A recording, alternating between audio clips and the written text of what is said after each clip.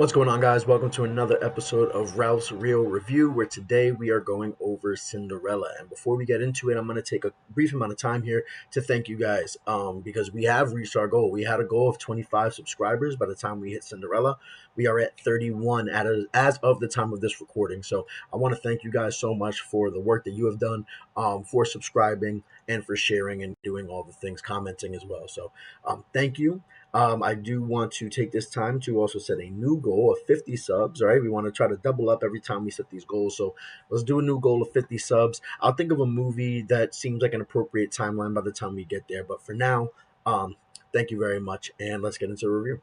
Cinderella is essentially about an orphan. Her dad remarries a woman named Lady Tremaine, who already has two daughters. And Cinderella is an orphan who survives both of her parents passing, and now she lives with Lady Tremaine, who essentially used her father as like a gold digger, right?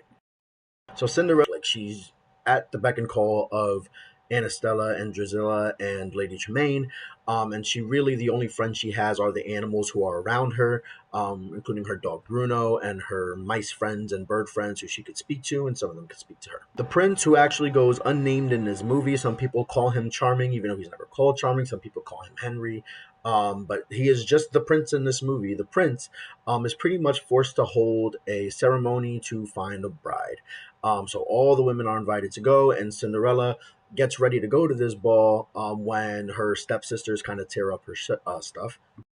But then the fairy godmother comes in and makes her a new dress, but she has to be back by midnight, or everything's gonna fall apart, which is exactly what happens. She goes to the ball, she meets the prince, they fall in love, but it's close to midnight, so she has to go. The prince has to find her. The prince goes to find her. He does find her, and they live happily ever after.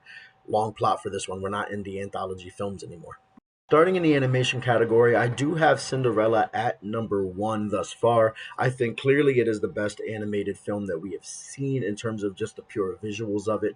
Fantasia, I did initially have it second under Fantasia, but it was a matter of quantity over quality. I feel like there's much more happening in Fantasia, so there's a higher quantity of animation. However, I feel like the quality of Cinderella being made however many years after, I think it might even be a full decade after Fantasia, it's just a visually better movie. So I'm going to give the animation category to Cinderella, who takes the one spot, and that's not going to be the first or the last one.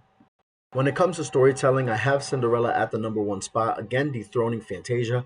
Fantasia has been living on the idea that it tells stories in an innovative way, and that is why I've had it above these other movies for so long. However, looking at Cinderella, when I look at storytelling, I'm looking at how engaging is it. I think it's more engaging than Fantasia, but I also feel like there's just really no fluff, which was why Dumbo was so close to Fantasia, but its low runtime, while it was a plus for it, I also kind of dinged it for it in a way, because it was less story, right? Cinderella is full length, right? It is a little bit longer than Dumbo, and it doesn't feel like there's any extra like a movie like Pinocchio has. So because of that, and the pacing is pretty good and consistent, I don't feel like there's too much wasted time.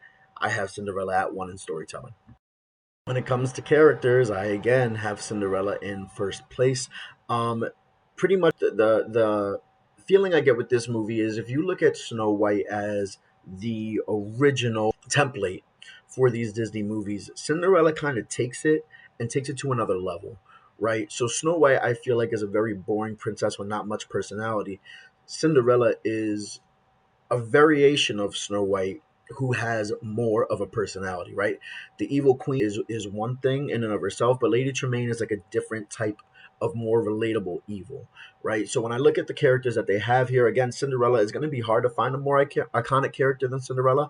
I would argue that potentially Cinderella is probably more recognizable than even a Snow White or a Pinocchio. It's going to be hard to find someone more recognizable than her.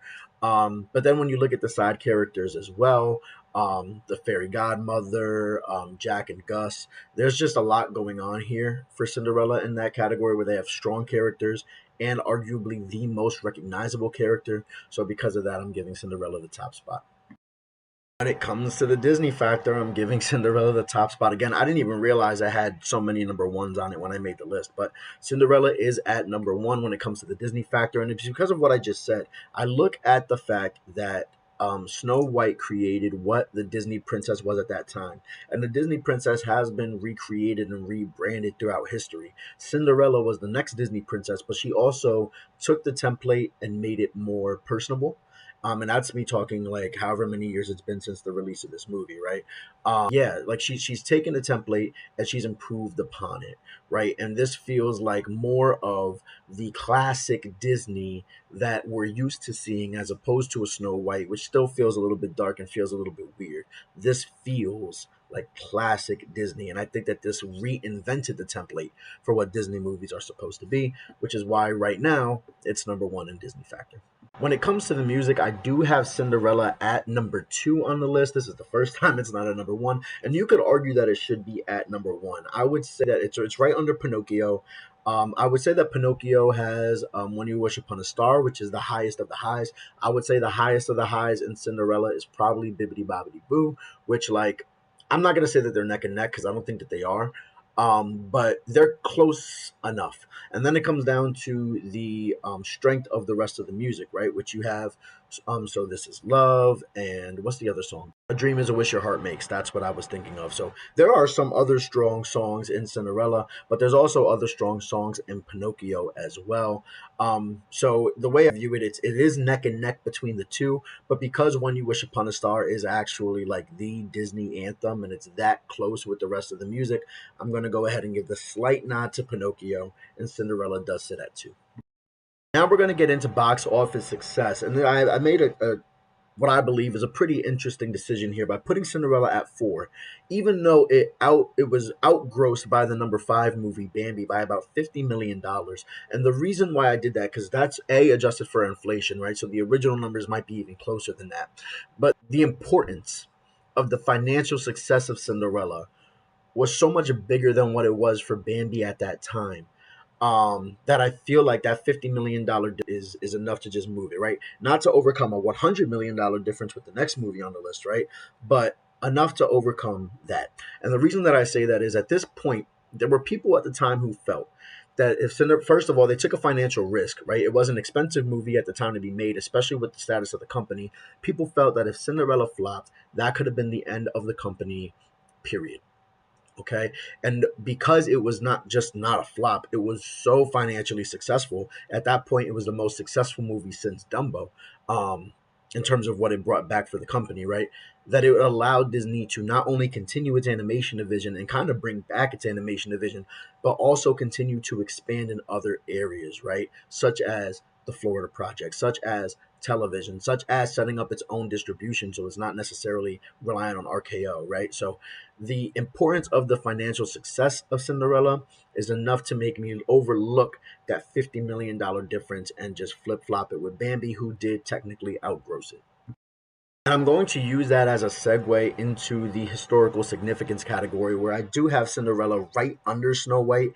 Again, you could argue that Cinderella should be on top of Snow White, but it's so hard for me to say that the first movie that started it all and is still number one box office when adjusted for inflation and it's not close. It's hard for me to topple that, right? And when I look at Cinderella, the first everything I just said in the box office success is important. You look at the fact that Cinderella is, to me, the new prototype for what a classical Disney princess is, and that is something I discussed in the category section. But finally, the last piece of that is you have Cinderella's Castle is the figure for Magic Kingdom, which has been the most visited theme park in the world for forever. It's I don't know what else to say, right? Besides all of that, I'm kind of talking myself into putting Cinderella at number one. But again, the fact that Snow White did start all of it, and it's still number one. I feel like if Snow White wasn't so successful at the box office, I would drop it. But because it is, and it is what it is, and it still has the ride, I'm gonna go ahead and give it to Snow White, putting Cinderella at number two. At this point, the tier discussion should it's obvious where I'm going to put it. I feel like Cinderella at this point, it not only saved the Disney company financially, but it reinvented it in a way that when we think of Disney movies classically, right? Because it got reinvented again in the 90s and it got reinvented again, I would say, in the 2010s. But when we think about classic Disney and what Disney was in Walt's vision, and we like reminisce on the company in that time, this is that. This started that. And this movie, I think it's an engaging watch. You're not bored watching it. It's a classic story. It's been redone and it's been successful then. Cinderella is a movie that everybody should see, even in 2024. What do you guys think, though, especially in the tiers? Was I too high on any one movie? Should I have Cinderella in the number one spot for 4 different categories, or do you disagree? Please let me know in the comments. But for now, guys, if you want to continue to follow us on TikTok, right now I am like 7 TikTok followers shy of the Cinderella goal that we had. Maybe we'll get there by the time I upload the next rapid review. But if you want to follow me on TikTok, I'm at Ralph's Rapid Review on TikTok, and then of course on Instagram I am on the Ralph's Review. But thank you guys so much for watching and have a good one. See you on the next video.